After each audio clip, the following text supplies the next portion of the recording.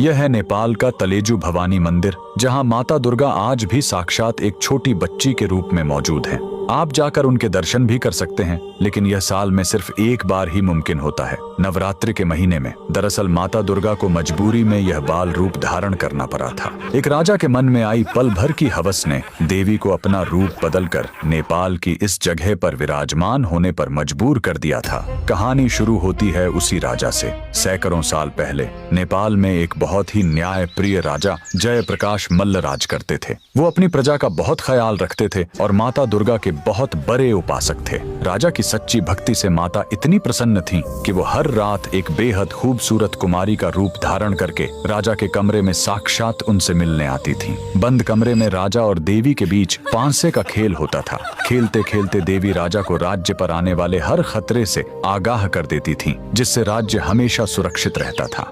लेकिन एक रात बहुत बड़ा अनर्थ हो गया। पांसे खेलते समय देवी के उस अत्यंत सुंदर रूप को देखकर राजा का मन डोल गया और उसके मन में पल भर के लिए वासना आ गई। देवी तो त्रिकालदर्शी हैं, वो तुरंत राजा के मन का वो पाप समझ गईं। देवी भयंकर क्रोध में उठ खड़ी हुईं और बोली, हे मूर्ख राजा, जिस देवी ने तुम्हारी और तुम्हारे राज्य की रक्षा की, तुमने उसी को एक साधारण स्त्री समझने की भूल कर दी। तुम्हारी इस अपवित्र सोच के कारण अब मैं कभी तुम्हारे सामने इस रूप में नहीं आऊंगी। राजा को अपनी भयंकर गलती का एहसास हुआ।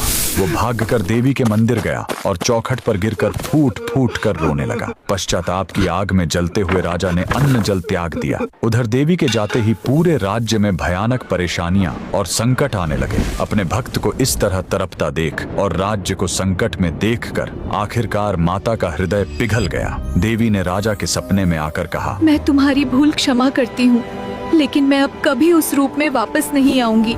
अब से मैं तुम्हारे राज्य की रक्षा करने के लिए एक पवित्र और निष्पाप बालिका के रूप में आऊंगी।